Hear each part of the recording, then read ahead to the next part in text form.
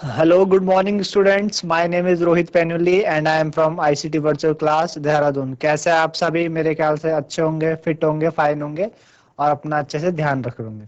बच्चों, आज आपका क्लास 8th हम साइंस करने जा रहे हैं कि ठीक, जिसमें कि अब तक हम पिछले भाग में हमने चैप्टर 3rd कंप्लीट कर लिया था। चैप्टर 3rd हमारा सिंथेटिक फाइबर एंड प्लास्टिक यानी संश्लेषित रेशे एंड प्लास्टिक हमने पढ़ा था। और इसको मैंने आपको काफी अच्छे तरीके से कई सारे उदाहरण के द्वारा आपको समझाने की कोशिश की थी। मेरे ख्याल से आप लोगों को समझ में आया होगा और आप अच्छे से घर में इसको प्रैक्टिस कर रहे होंगे, क्योंकि आप जब रिवाइज करेंगे तो ही ये चीजें आपको और अच्छे से और बेहतर से आएंगी।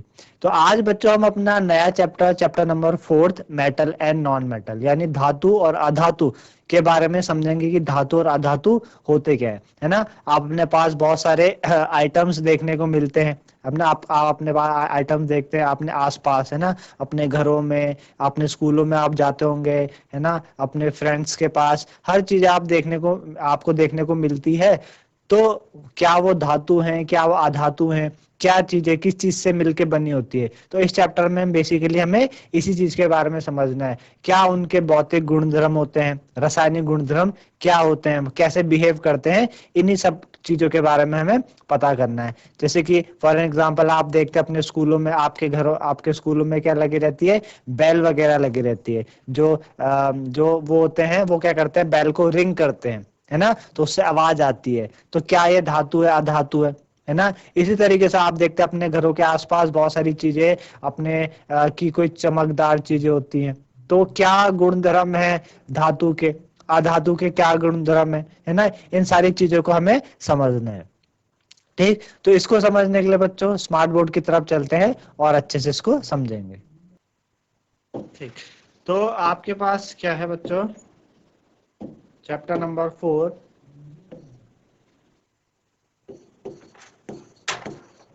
क्लास 8th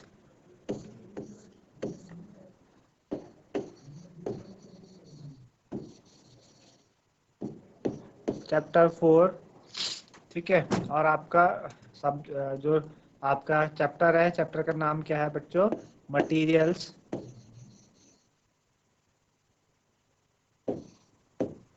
और मटेरियल्स में हमको बात करनी है मेटल एंड नॉन मेटल।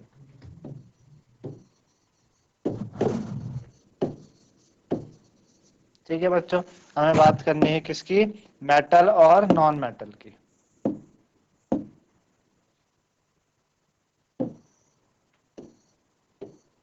ठीक है, कि मेटल और नॉन मेटल हमारे पास क्या होते हैं, इनके बारे में हमें क्या करनी है बच्चों, बात करनी है और समझना है कि ये चीजें एक्चुअल में है क्या। ठीक, तो आप अपने आसपास नंबर ऑफ मटेरियल, है ना, आपके आसपास आपके घरों में बहुत सारे क्या होते हैं, नंबर ऑफ मटेरियल्स होते हैं। क्या होते हैं बच्चों, घरों में, आपके घरों में आसपास आपके क्या है, नंबर ऑफ मटेरियल्स है। ठीक है ना, कौन कौन से मटेरियल्स होते हैं अपने घरों में, नंबर ऑफ मटेरियल्स हम देखते हैं, है ना। घरों में हम क्या करते हैं बच्चों, अपने आसपास हम नंबर ऑफ मटेरियल्स देखते हैं। कौन कौन से, जैसे आप देखते हैं अपने आसपास आयरन, ठीक है ना, आयरन को क्या कहते हैं, लोहा। ठीक है ना, आप एल्यूमिनियम देखते हैं, एल्यूमिनियम। ठीक है ना, एल्यूमिनियम क्या हो गया बच्चों आपका, आप एल्यूमिनियम देखते हैं ना अपने घरों में या ऑफिसों में, एल्यूमिनियम की शीट्स बनी रहती है। या आप अपने घरों में देखते हैं कि एल्यूमिनियम क्या है, जो खाना पैक करने के काम आता है ताकि वो गर्म रहे, एल्यूमिनियम, है ना। आप देखते हैं कॉपर, तांबा, है ना, अपने आसपास आप देखते हैं, अपने आसपास कॉपर देखते हैं आप। ऐसी कुछ आप मटेरियल अपने आसपास देखते हैं। कोल देखते हैं आप, कोयला होता है जो, है ना, कोयला भी आप अक्सर अपने घरों में देखते हैं। कोयला हो गया आपके पास, सल्फर हो गया, है ना, सल्फर हो गया, गंधक कहते हैं जिसको। ठीक है ना, तो ये सारे सारे क्या मटेरियल्स होते हैं हमारे पास। आयरन है, एल्यूमिनियम है, कॉपर है, कोल है, सल्फर है ना। तो क्या बच्चों हम इन मटेरियल्स को मेटल कह सकते हैं, है ना, क्या हम बच्चों इनको हम मटेरियल कह सकते हैं, क्या इनको हम नॉन मटेरियल कह सकते हैं। तो मेटल्स को यानी धातु को कैसे अधातु से अलग किया जाता है, उसके लिए बच्चों दो तरीके की चीजें होती है मेटल्स, और ये जो मेटल्स और नॉन मेटल्स हैं, जैसे मैंने आपके सामने आयरन लाया, एल्यूमिनियम बोला, कॉपर है, कोल है, सल्फर है, ये सारी चीजें हैं, ये है ना, ये मटेरियल्स हैं। तो इनमें कौन सी चीज धातु होगी, कौन सी चीज अधातु होगी, इसके बारे में हम कैसे क्या कर सकते हैं, एक भेदभाव कर सकते हैं, भेदभाव यानी अलग डिस्टिंग्विश कर सकते हैं। तो उसके लिए बच्चों हमें, जैसे कि मैंने आपको बताया, उनकी फिजिकल और केमिकल प्रॉपर्टी, इन मेटल और नॉन मेटल को अलग करने के लिए हमें दो तरीके की बातें, फिजिकल एंड केमिकल प्रॉपर्टी, यानी भौतिक और रासायनिक गुणधर्म, ठीक है ना, फिजिकल और केमिकल प्रॉपर्टी यानी भौतिक और रासायनिक गुण धर्म के बारे में हमें पता होना चाहिए। हमें भौतिक और रासायनिक गुण धर्म के बारे में अगर हमें पता है तो हम मेटल और नॉन मेटल को क्या कर सकते हैं, डिस्टिंग्विश कर सकते हैं एक दूसरे से। अब क्या क्या प्रॉपर्टी होती है फिजिकल प्रॉपर्टी मेटल और नॉन मेटल की, क्या होती है, इसके बारे में हम समझेंगे कि भाई मेटल और नॉन मेटल की फिजिकल प्रॉपर्टी है क्या, ठीक है ना। तो कभी कभी आपने देखा होगा कि जो ब्लैक स्मिथ होता है, कभी कभी आपने देखा कि जो ब्लैक स्मिथ होता है, जो सुनार वगैरह होते हैं, वो क्या करते हैं, आयरन पीस को क्या करते हैं, तो क्या करते हैं, आयरन पीस को हैमर से बीट करते हैं, ठीक है। या कोई आर्टिकल्स होता है आयरन से बना हुआ, या कोई स्पेड हो गया, या आपका शॉवल हो गया, या एक्स हो गया, है ना, कुल्हाड़ी वगैरह। तो आप देखते हैं कि आप उनकी जो शेप है, उनकी शेप में क्या आने लगता है, चेंज आने लगता है, उनको क्या करके, उनको बीट करते हुए, है ना, उनकी। तो आप इससे क्या समझ रहे हैं कि क्या बीट करने से, क्या अगर हम कोयले के टुकड़े को भी अगर हम हैमर से बीट करें तो क्या होगा, है ना। जैसे आपने देखा ना, आयरन के टुकड़े को आपने बीट किया, क्या किया आपने, आयरन के टुकड़े को आपने क्या किया, बीट किया, ठीक है। तो हम पहले कर क्या रहे हैं, पहले मैं लिख लेता हूं, फिजिकल प्रॉपर्टीज,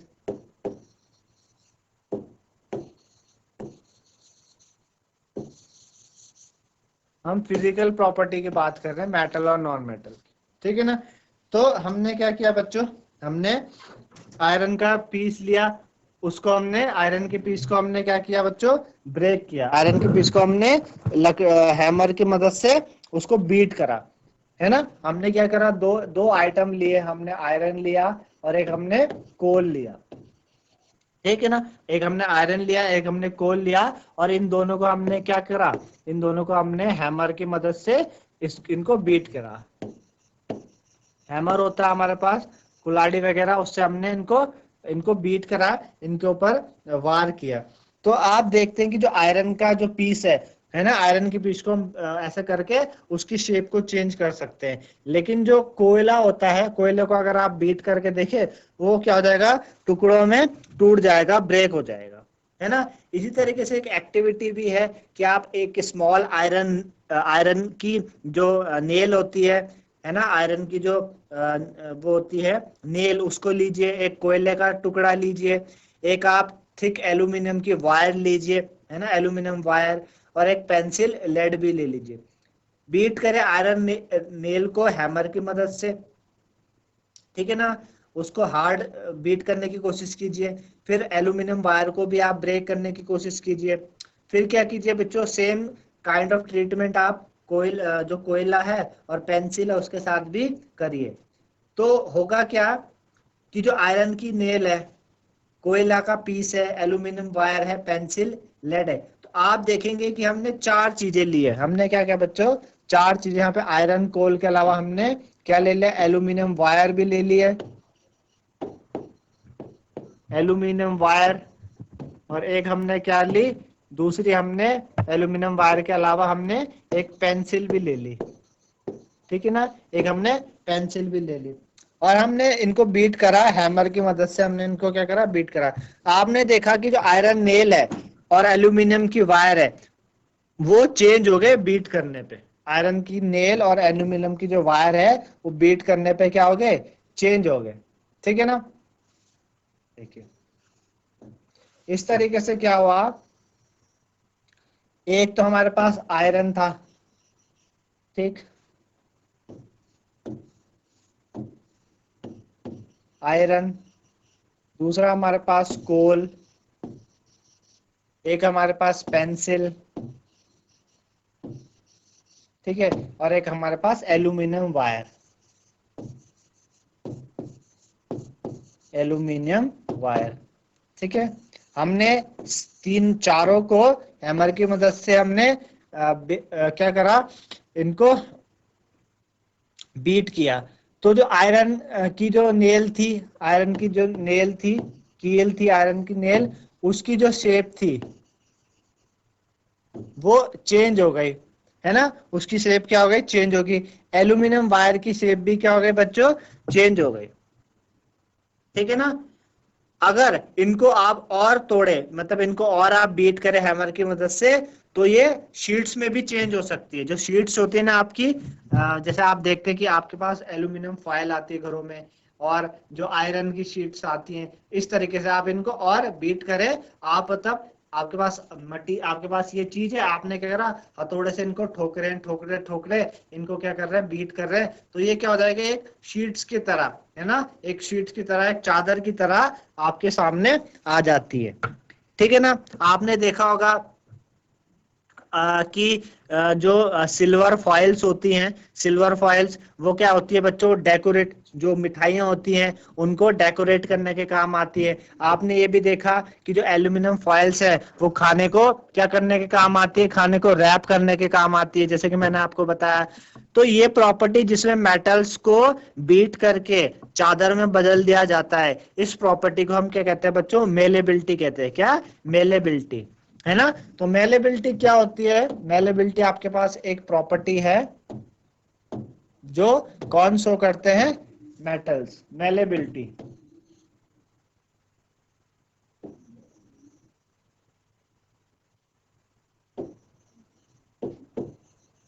मेलेबिलिटी, ठीक है बच्चों। तो मेलेबिलिटी क्या है, मेलेबिलिटी क्या है आपके पास, वो प्रॉपर्टी है कि जिसमें कि हम क्या करते हैं, जिसमें कि जो मेटल्स होते हैं can be beaten into thin sheet, उसको हम मेलेबिलिटी बोलते हैं, है ना।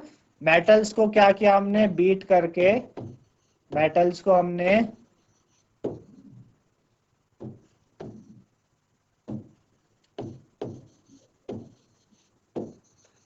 मेटल्स को उनको बीट करके उनको थिन शीट्स में, यानी चादर के जैसे उनको हमने शेप दे दी, ठीक है ना। चादर के जैसे हमने उनको क्या दे दी, शेप दे दी।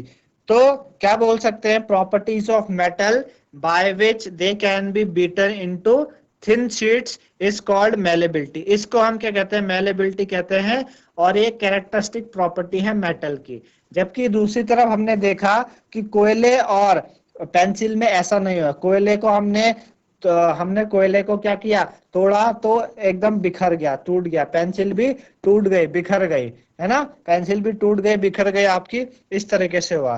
तो आपने नोटिस भी क्या है कि जो मटेरियल है जैसे कि कोल और पेंसिल है, do not show this property, ये इस प्रॉपर्टी को शो नहीं करते, तो इसलिए हम इनको मेटल्स नहीं कहते, इनको हम बच्चों मेटल नहीं कहते। तो ये वाली जो प्रॉपर्टी आपको समझ में आई होगी, मेलेबिलिटी होती क्या है, कि मेटल्स को क्या क्या हैमर करके उनको बीट करके थिन शीट्स में कन्वर्ट करना, ये मेलेबिलिटी कहलाती है ना। तो can you hold a hot metallic pan which without a plastic or a wooden handle and not get hot। आपने अक्सर घरों में देखा होगा कि खाना बनाने के लिए जैसे आपके घरों में फ्राई पैन होता है या कुकर है ना, और जैसे आप देखते हैं तवा जिसमें रोटी बनाते हैं, सबके जो हैंडल्स होता है वो एक अलग तरीके से किससे बना रहता है, प्लास्टिक से बना रहता है या वुडन हैंडल होते हैं, है ना। और वुडन हैंडल इस तरीके से होते हैं। तो इस तरीके से क्यों होता है बच्चों, वुडन हैंडल उसमें क्यों लगा रहता है, प्लास्टिक के हैंडल और वुडन के हैंडल उसमें क्यों लगे रहते हैं, ताकि हमें जो उसकी जो गर्माहट है ना, उसको पकड़ते हुए हमें वो गर्म ना लगे, है ना, और उससे हम अपने को हर्ट ना कर पाए, अपने को बचा सके, ठीक है ना। तो आप इसके संदर्भ में कह सकते हैं कि जो हीट का कंडक्शन है ना, वो वुड और प्लास्टिक के द्वारा नहीं होता। क्लास 7 में आपने बच्चों ऊष्मा हीट वाले चैप्टर में आपने पढ़ा है कि कंडक्शन क्या होता है? कंडक्शन यानी आपका जो जो हीट है, ऊष्मा है, उसका एक जगह से दूसरी जगह क्या करना, फैल, एक जगह से दूसरी जगह उसका जाना, है ना। और उनको लेके कौन जा सकता है ऊष्मा को लेके? जो उसका क्या हो बच्चों, सुचालक हो, जो उसको क्या कैरी कर पाए। तो इसलिए हम क्या करते हैं, ये जो हमारे पास फ्राई पैन है, आपके पास तवा है जिसमें रोटी बनाते हैं, प्रेशर कुकर है, इसमें हम ऐसी चीजें लगाते हैं, प्लास्टिक का हैंडल लगाते हैं, वुडन का हैंडल लगाते हैं, ताकि ये क्या होते हैं, कुचालक होते हैं, ये उसको क्या कर पाए, उसको आगे ट्रांसफर ना कर पाए हीट को, और हम हर्ट ना हो पाए।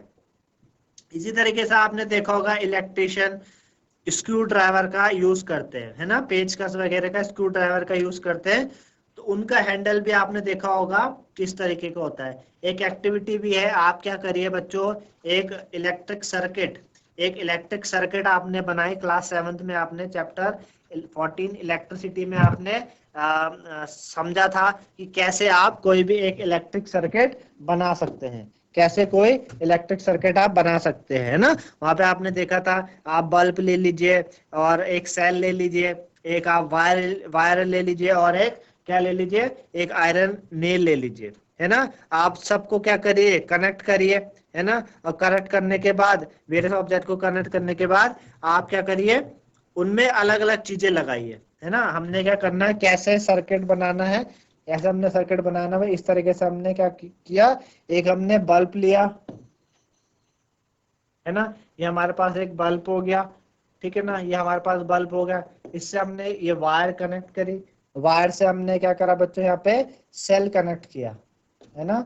इस तरीके से हमने सेल कनेक्ट किया, और सेल से फिर हमने यहाँ पे हमने मटेरियल कनेक्ट करना है। क्या करना है, मटेरियल। और अलग अलग तरीके के मटेरियल हमारे पास हो सकते हैं, है ना। कुछ भी हम मटेरियल लेंगे, आयरन नेल ले ले, या किसी भी तरीके की चीजें हम ले सकते हैं, हम मटेरियल हम ले ले।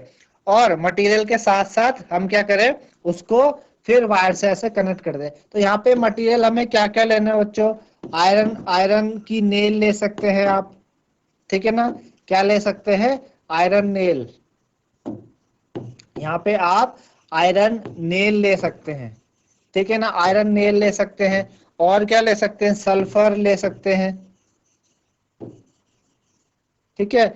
और आप कोल पीस ले सकते हैं,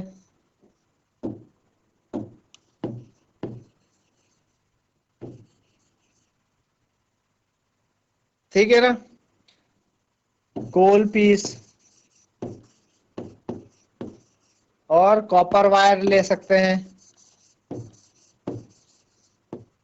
ये चीजें आप इन मटेरियल के जगह ले सकते हैं। और फिर आपने इनको चेक करना है कि ये सारे मटेरियल ऊष्मा या विद्युत के सुचालक हैं या कुचालक है ना। तो आप क्या क्या नोटिस करते हैं, क्या क्या चीज आप नोटिस करेंगे, आप ये ऑब्जर्व करेंगे कि जैसे आयरन रॉड है ना, आपने क्या किया, इनको बच्चों कनेक्ट करा, आयरन नेल को आपने इस मटेरियल की जगह पुट करा, और फिर जब सर्किट कंप्लीट होगा, तो अगर ये क्या होंगे, ये कुचालक होंगे, अगर ये जो भी हैं, अगर ये गुड कंडक्टर होंगे इलेक्ट्रिसिटी के, अगर ये गुड कंडक्टर होंगे इलेक्ट्रिसिटी के, यानी सुचालक होंगे, अगर विद्युत के ये सुचालक होंगे, इलेक्ट्रिसिटी के ये सुचालक होंगे, तो होगा क्या बच्चों, ये जो बल्ब है ये क्या करने लगेगा, ग्लो करने लगेगा। ये बल्ब क्या होगा, ग्लो करेगा।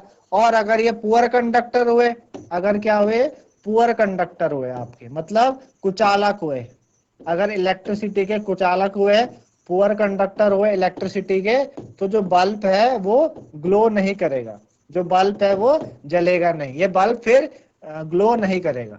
दो चीज हो सकती है यहाँ पे, आपने मटेरियल की जगह इन चारों में से कुछ चीजें लेनी है। अगर ये गुड कंडक्टर हो इलेक्ट्रिसिटी के, तो ये बल्ब क्या करेगा, जल जाएगा, अगर नहीं हुए तो बल्ब बुझ जाएगा। तो आप देखते हैं, अपने ऑब्जर्व करेंगे कि जो आयरन रॉड है यानी आयरन नेल है ना, कॉपर वायर है, ये तो गुड कंडक्टर होते हैं। कॉपर वायर और आयरन नेल ये गुड कंडक्टर हो क्या है, इलेक्ट्रिसिटी। तो इनके कारण जो बल्ब है वो ग्लो करेगा, इनके कारण बल्ब क्या हो जाएगा बच्चों, जल जाएगा, ग्लो कर जाएगा। लेकिन जो आपके पास जो सल्फर पीस है और कोयला का टुकड़ा है, ये पुअर कंडक्टर होते हैं, ये क्या होते हैं, पुअर कंडक्टर ऑफ इलेक्ट्रिसिटी हैं, तो इनके कारण ये चीजें क्या होंगी बच्चों, बल्ब ग्लो नहीं करेगा, ठीक है ना, इनके कारण बल्ब आपका ग्लो नहीं करेगा। तो आपको समझ में आई होगी कि आप देखते भी होंगे अपने घर आसपास कि हम जो हमारे घरों में जो वायर आती हैं वो कौन सी वायर होती हैं। तो हमारे घरों में जनरली जो वायर हैं they are made up of metals, यानी वो धातु की बनी होती है। क्यों? क्योंकि जो अधातु हैं, अधातु के अंदर ऐसी प्रॉपर्टी नहीं होती कि वो विद्युत को क्या करे, विद्युत का सुचालक करे। वो विद्युत का कुचालक होती है, तो उनको जब ट्रांसफर नहीं करेंगी तो कैसे वायर में करंट आएगा और हमारे घरों में तक पहुंच पाएगा, ठीक है ना, ये चीज है।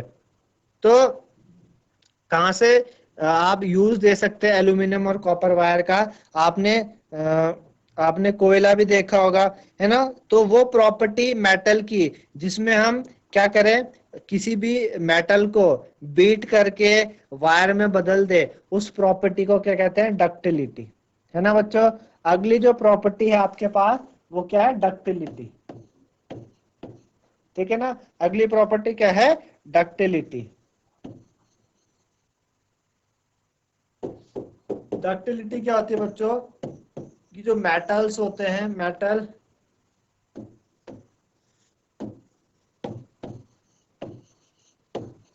metals can be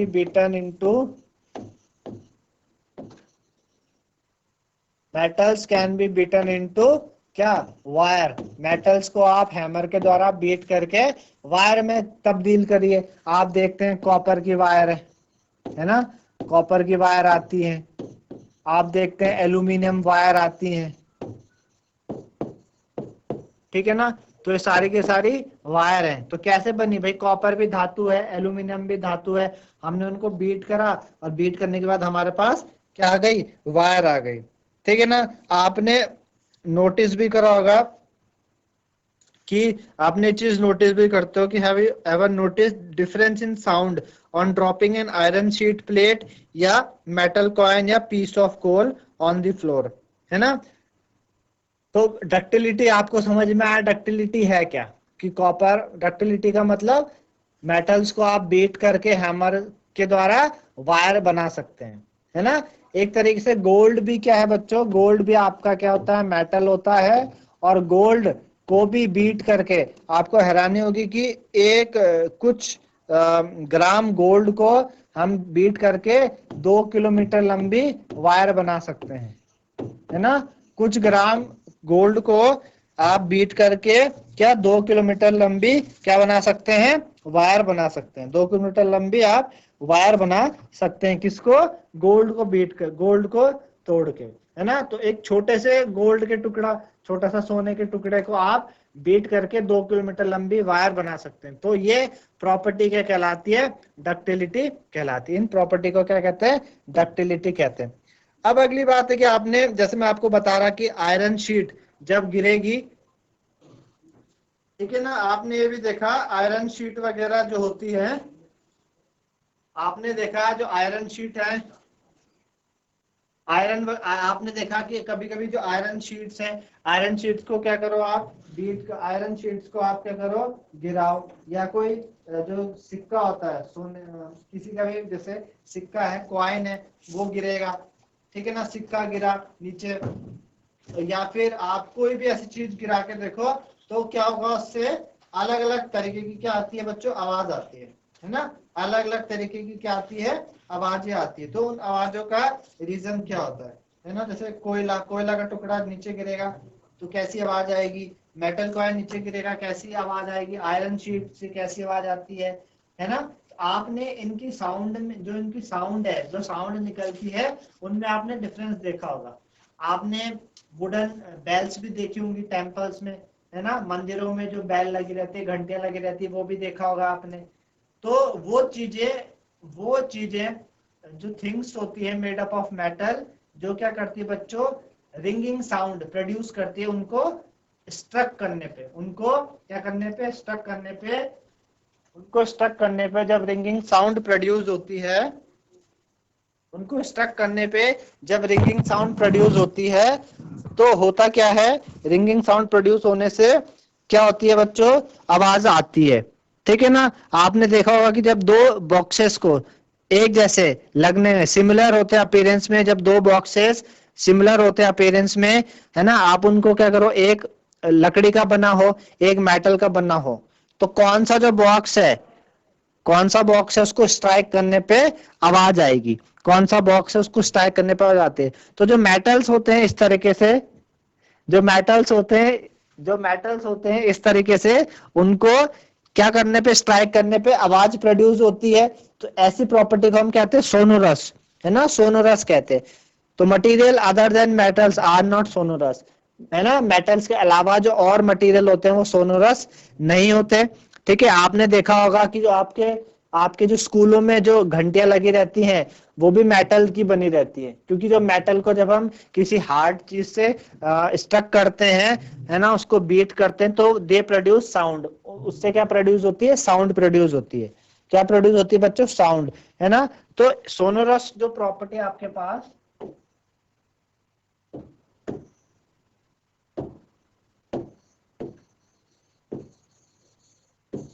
सोनोरस, जो सोनोरस प्रॉपर्टी है कि मेटल को बीट करने पे, मेटल को बीट करने पे क्या आती है, साउंड प्रोड्यूस होती है। मेटल को बीट करने पे साउंड प्रोड्यूस हो, तो उस प्रॉपर्टी को क्या कहते हैं, सोनोरस कहते हैं। आवाज निकलना, साउंड प्रोड्यूस होना क्या कहलाता है, सोनोरस, सोनोरिटी कहलाती है। ये जनरली कौन करता है, ये मेटल्स में ही होती है। ठीक है ना, ये चीजें मेटल्स में ही ऐसी चीजें होती है।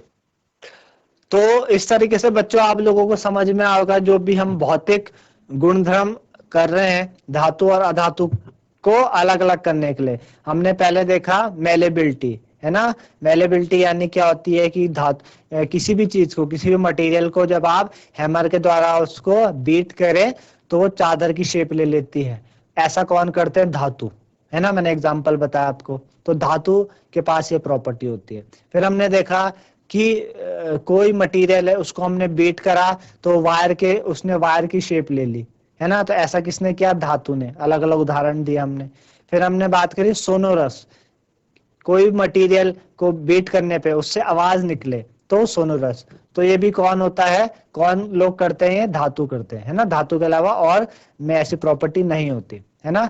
तो ये जो हमने प्रॉपर्टी पढ़ी थी, मेलेबिलिटी, डक्टिलिटी और सोनोरिटी यानी sonorous, they can not be seen by in non metals. उन नॉन मेटल्स में उन्हें हम नहीं देख पाते, नॉन मेटल्स में ऐसा नहीं होता है, लेकिन मेटल्स में ऐसा होता है। तो मेरे ख्याल से आप लोगों को समझ में आ रहा होगा इन उदाहरणों से कि धातु और अधातु को कैसे अलग अलग किया जाता है on the basis of their physical property के बेसिस पे। अभी हम उन्हें क्या कर रहे हैं, डिफरेंशिएट कर रहे हैं कि कौन धातु है कौन अधातु है ना। आप लोगों को समझ में आ रहा होगा मेरे ख्याल से। तो आज के लिए बच्चों इतना ही, आप घरों में अच्छे से पढ़ते रहिए।